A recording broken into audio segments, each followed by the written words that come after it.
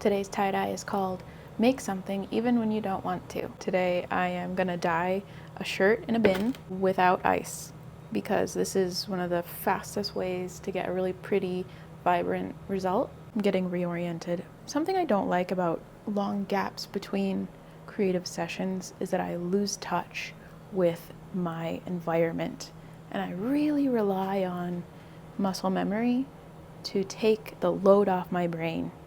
So right now I'm trying to use my brain to think, what do I do next?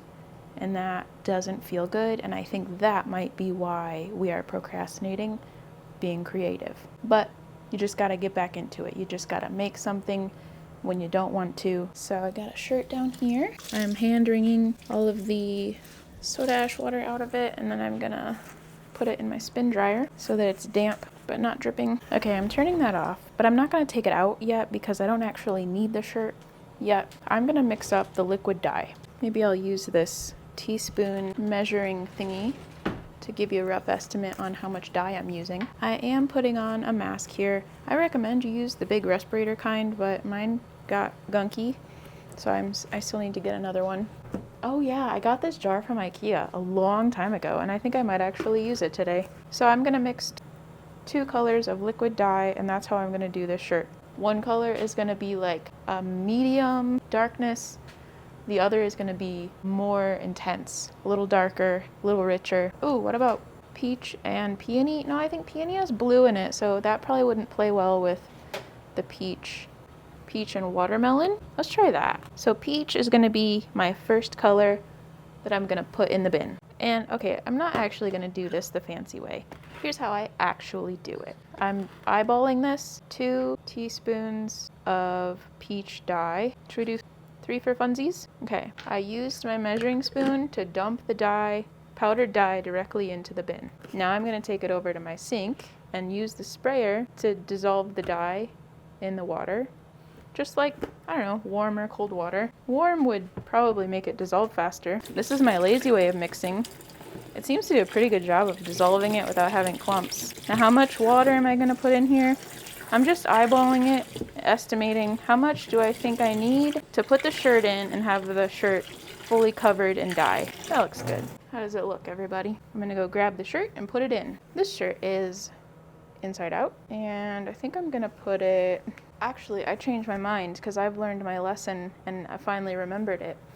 I remember now that this method always looks better on whatever side is facing out is the side that looks better.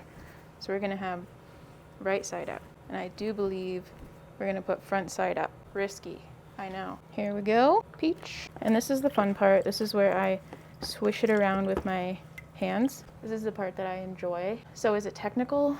No, but it makes me do it because I enjoy it. So that helps the process move right along. So when I'm like squishing the shirt in here in the dye, I can see how saturated this is. That's a lovely peach color. Now, you probably didn't come here to dye a solid color shirt. I'm not trying to dye a solid color shirt. The role of the second color is to be the variation.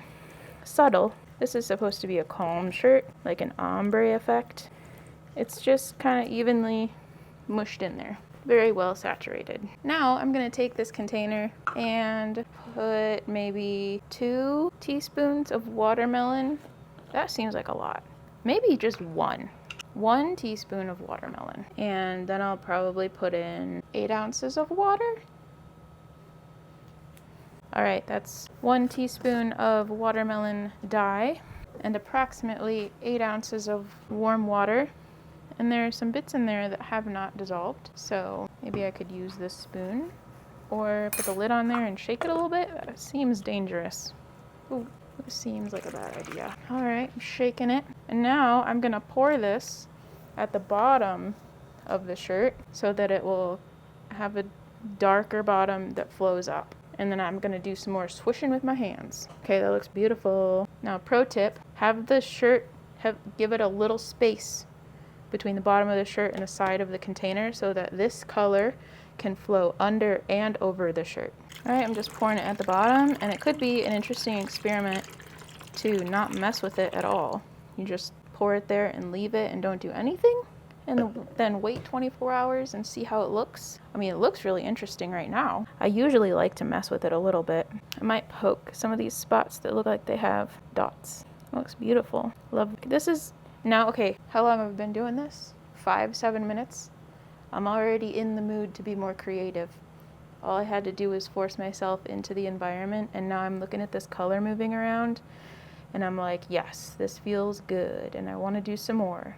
My juices are flowing, so it's worth it to push past that initial feeling of, ugh, I don't know what to do, and it's too hard to think through the steps. Just push a little bit.